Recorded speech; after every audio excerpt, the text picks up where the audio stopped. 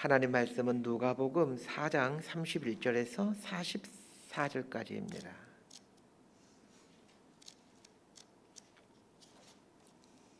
누가복음 4장 31절에서 44절까지 말씀 번갈아가며 읽습니다. 제가 먼저 읽겠습니다. 갈릴리의 가버나움 동네에 내려오사 안식일에 가르치시매 그들이 그 가르치심에 놀라니 이는 그 말씀이 권위가 있음이로라. 회당에 더러운 귀신 들린 사람이 있어 크게 소리질러 이르되 아 나사렛 예수여 우리가 당신과 무슨 상관이 있나이까? 우리를 멸하려 왔나이까? 나는 당신이 누구인 줄 아노니 하나님의 거룩한 자니이다. 예수께서 꾸짖어 이르시되 잠잠하고 그 사람에게서 나오라 하시니 귀신이 그 사람을 무리 중에 넘어뜨리고 나오되 그 사람은 상하지 아니한지라. 다 놀라 서로 말하여 이르되 이 어떠한 말씀인고 권위와 능력으로 더러운 귀신을 명하며 나가는도다 하더라. 이에 예수의 소문이 그 근처 사방에 퍼지니라. 예수께서 일어나 회당에서 나가사 시몬의 집에 들어가시니 시몬의 장모가 중한 열병을 앓고 있는지라. 사람들이 그를 위하여 예수께 구하니 예수께서 가까이 서서 열병을 꾸짖으신대 병이 떠나고 여자가 곧 일어나 그들에게 수종되니라. 해질 무렵에 사람들이 온갖 병자들을 데리고 나오매 예수께서 일일이 그 위에 손을 얹으사 고치시니 여러 사람에게서 귀신들이 나가며 소리질러 이르되 당신은 하나님의 아들이니이다. 예수께서 꾸짖으사 그들의 말함을 허락하지 아니하시니 이는 자기를 그리스도인인 줄 알미러라. 날이 밝음에 예수께서 나오사 한적한 곳에 가시니 무리가 찾다가 만나서 자기들에게서 떠나시지 못하게 만류하려 하매 44절까지 함께 읽습니다. 예수께서 이르시되 내가 다른 동네들에서도 하나님의 나라 복음을 전하여야 하리니 나는 이 일을 위해 보내심을 받았노라 하시고 갈릴리 여러 회당에서 전도하시더라. 아멘. 누가복음 4장에 보면 고향인 나사렛에서 고향 사람들로부터 배척당하시는 예수님의 모습이 나옵니다. 고향에서 배척당하신 후 예수님은 베이스 캠프인 가버나움으로 돌아오십니다. 예수님이 하신 사역 중 가장 대표적인 사역은 말씀을 전하는 사역입니다. 다만 성경에 병을 고치거나 귀신을 쫓아내는 것과 같은 기적이 많이 나오다 보니 기적을 베풀고 능력을 행하는 것이 주된 사역인 것처럼 보이지만 사실은 예수님의 주된 사역은 말씀을 선포하는 사역입니다. 31절에서 37절까지 말씀 함께 봅니다. 시작. 갈릴리의 가버나움 동네에 내려오사 안식일에 가르치심에 그들이 그 가르치심에 놀라니 이는 그 말씀이 권위가 있음이로라. 회당에 더러운 귀신 들린 사람이 있어 크게 소리질러 이르되 아 나사렛 예수여 우리가 당신과 무슨 상관이 있나이까? 우리를 멸하러 왔나이까? 나는 당신이 누구인 줄 아노니 하나님의 거룩한 자니이다. 예수께서 꾸짖어 이르시되 잠잠하고 그 사람에게서 나오라 하시니 귀신이 그 사람을 무리 중에 넘어뜨리고 나오되 그 사람은 상하지 아니한지라. 다 놀라 서로 말하여 이르되 이 어떠한 말씀인고 권위와 능력으로 더러운 귀신을 명하며 나가는도다 하더라. 이에 예수의 소문이 그 근처 사방에 퍼지니라. 아멘. 가버나움에 오신 예수님은 안식일에 회당에 들어가서 가르치는 사역을 하십니다. 예수님의 가르침은 바리새인들이나 서기관들의 가르침과는 전혀 달랐습니다. 가장 큰 차이는 예수님의 말씀에는 권위가 있다라는 겁니다. 이 말씀에 권위가 있다라는 말은 말씀에 능력이 있다라는 말입니다. 예수님의 말씀에 능력이 있다라는 것에 대한 구체적인 예를 들고 있습니다. 회당에 귀신 들린 사람이 있었는데 예수님이 그 사람에게 들어온 귀신을 꾸짖어 나가게 합니다. 그래서 사람들이 어떤 말씀이기에 권위와 능력으로 귀신을 쫓아내는가 하면서 예수님 말씀에 감탄하게 됩니다. 자, 오늘 본문을 이해할 때 첫 번째 단락인 31절에서 37절까지와 두 번째 단락인 38절에서 41절까지를 대조하면서 이해했으면 합니다. 자, 먼저 장소가 어디인가를 보시길 바랍니다. 똑같은 가버나움에 있는 곳이지만 31절에서 37절의 배경은 가버나움의 회당이고 38절에서 41절까지의 배경은 시몬의 집입니다. 두 번째 보셔야 될 것이 31절에서 37절은 귀신을 쫓아내는 이야기이고 38절에서 41절까지는 시몬의 장모의 열병을 고치는 이야기인데 거기에 있던 사람들의 반응을 비교해 보시길 바랍니다. 자, 이 두 가지 비교가 오늘 설교의 핵심입니다. 예수님이 가버나움의 한 회당에 들어가셨는데 그 안에 귀신 들린 사람이 있었습니다. 회당은 하나님 말씀이 선포되는 곳입니다. 그런데 귀신 들린 사람이 거기에 있었습니다. 이것은 굉장한 아이러니고 모순입니다. 귀신이 아무렇지도 않게 안식일에 회당 안에 들어올 만큼 이 유대교의 상징인 회당은 권능이 사라진 곳이었습니다. 그런 회당 안에서 하나님의 말씀이 그동안에 선포되어 오지 않았습니까? 그럴 리가 있겠습니까? 매 안식일이면 하나님 말씀이 회당 안에서 낭독되고 있었고 또 예배가 드려지고 있었습니다. 그럼에도 불구하고 귀신이 아무렇지 않게 회당 안에 들어와 아무런 저항 없이 거주할 수 있었던 이유는 회당에 하나님의 임재가 사라졌기 때문입니다. 또한 회당에서 선포된 하나님 말씀이 아무런 능력이 없는 말씀이었기 때문입니다. 예수님은 이 회당을 회복시키기 위해 회당 안으로 들어오십니다. 예수님께서 회당 안에 들어오자 회당 안에 하나님의 말씀이 선포되고 그 말씀은 능력이 되어 귀신을 쫓아내게 합니다. 회당은 하나님 말씀을 선포하는 곳이고 또 예배를 드리는 곳이었기에 굳이 오늘날로 바꿔 표현하자면 교회라고 할 수 있습니다. 2000년 전 회당에서 선포된 말씀이 아무런 능력이 없는 죽은 말씀이었던 것처럼 오늘날도 얼마든지 교회에서 선포되는 말씀은 죽은 말씀이 될 수 있습니다. 교회에서 선포되는 말씀이 살아있는 말씀이 되기 위해서는 그 안에 예수님이 계셔야 합니다. 교회에서 매주일 예배가 드려지는 것보다 더 중요한 것은 그 교회 안에 예수님이 계시느냐입니다. 교회를 이루는 성도들이 예수님을 주님으로 모시고 살아가고 있느냐가 중요합니다. 성도님들이 예수님을 주님으로 모시고 살아간다라면 그 성도들이 모인 교회는 말씀이 능력이 되는 교회가 됩니다. 예수님은 죽은 회당을 살아있는 회당으로 회복시키기를 원하셨습니다.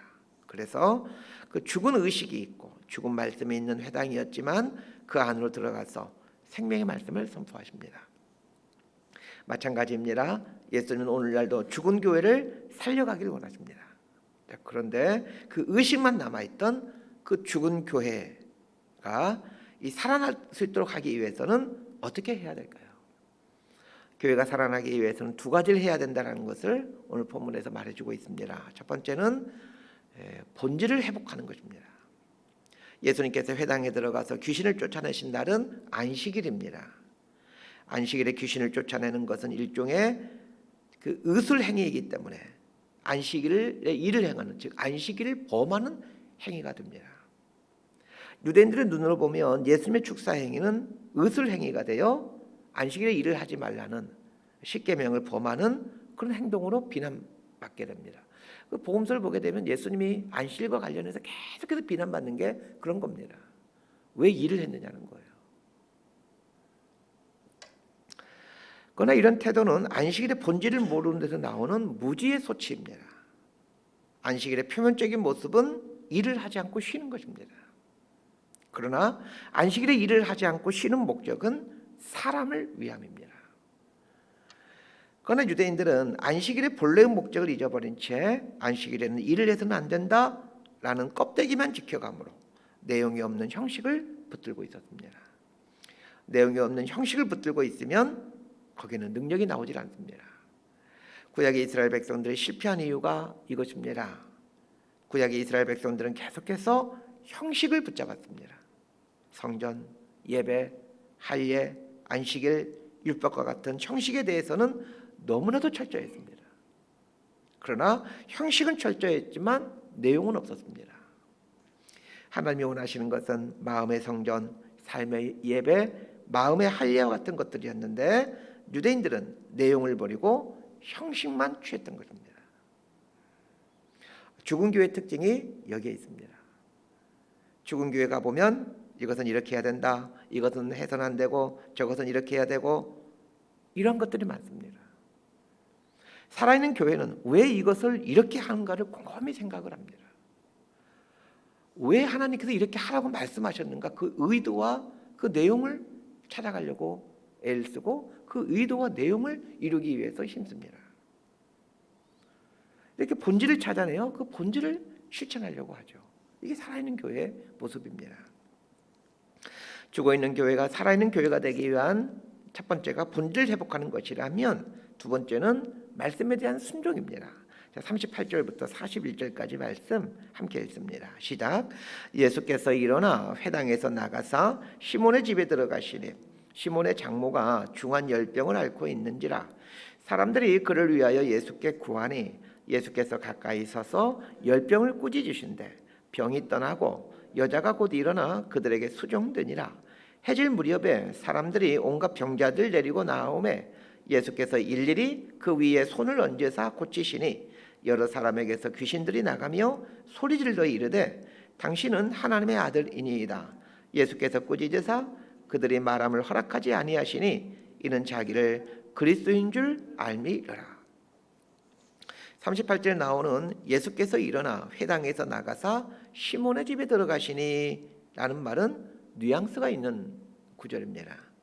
예수님께서 회당에서 나가신 후 시몬의 집으로 들어가십니다. 자, 회당에서 나가서 시몬의 집으로 들어가셨다라는 이 말은 단순히 공간의 이동만을 말하는 것이 아닌 것 같습니다. 그 예수님의 마음의 이동, 하나님의 일하심의 이동, 이렇게 좀 접근해 보셨으면 좋겠습니다. 회당에서 귀신을 쫓아내자 사람들이 다 놀라면서 예수님의 능력에 대해 말을 하기 시작합니다. 반면에 자, 시몬의 집에서 시몬의 장모가 열병에서 낫게 된 다음에 하게 된 행동을 잘 보시길 바랍니다. 회당에서 귀신을 쫓아낸 것을 경험한 사람들은 예수님이 하신 일에 대해서 와, 놀랍다 이렇게 말하는 것으로 끝이 납니다. 반면에 시몬의 장모는 열병에서 낫게 된 후 예수님뿐만 아니라 거기에 있는 사람들을 수종듭니다. 39절 하반절을 보면 여자가 곧 일어나 그들에게 수종드니라 이렇게 나와 있습니다. 회당에서 귀신을 쫓아낸 날과 시몬의 집에서 베드로의 장모를 고친 날은 똑같은 안식일이었습니다. 그런데 회당에 있었던 사람들은 예수님이 귀신을 쫓아내는 걸 보면서도 와, 놀랍다 감탄하고 이렇게 말하는 것에서 끝이 납니다. 반면에 시몬의 집에 있던 베드로의 장모는 예수님의 기적을 경험한 후에 예수님뿐만 아니라 거기에 있는 사람들을 수종드는 사람이 됩니다. 회당이 왜 죽은 회당이 되었는지 이해가 되십니까? 거기에 있는 사람들은 예수님의 말씀을 듣고 능력을 행하심을 보고서 와, 놀랍다 감탄으로 끝이 납니다. 그러나 시몬의 집에 있던 베드로의 장모는 수종든 사람으로 바뀌어갑니다. 회당에 있는 사람들은 예수님 말씀을 듣고 예수님이 행하신 기적을 본 것 말고는 그들 삶에 아무런 변화가 일어나지 않았습니다. 와, 놀랍다 이렇게 말하는 것 외에는 아무런 변화가 일어나지 않았습니다. 그러나 시몬의 집에 있던 이 베드로의 장모에게는 삶의 변화가 일어났습니다. 삶의 변화를 가져오는 것은 순종입니다. 죽은 교회의 특징은 목사님의 설교를 듣고 아, 그렇구나, 은혜로운 말씀이구나, 아멘, 여기서 끝나는 교회입니다. 반면에 살아있는 교회는 그 설교를 듣고 순종의 삶으로 나아갑니다. 제가 교회라고 말씀드렸지만은 실은 그리스도인 한 사람 한 사람이 교회이죠. 그리스도인 중에는 죽은 그리스도인이 있고 살아 꿈틀거리는 그리스도인이 있습니다. 살아있는 그리스도인이 되기 위해서는 살아있는 교회가 되기 위한 조건과 똑같습니다. 신앙의 본질, 신앙의 내용을 붙드는 신앙생활을 하는 겁니다. 두 번째는 말씀에 순종하는 삶을 사는 겁니다. 그런데 말씀에 순종하는 삶은 두 가지 모습으로 나타납니다. 하나님을 섬기는 것과 사람들을 섬기는 것입니다. 예수님께서 회당을 나가 시몬의 집으로 갔다라는 말은 어쩌면 진짜 회당이 무엇인지를 말씀해 주기 위함인지도 모르겠습니다.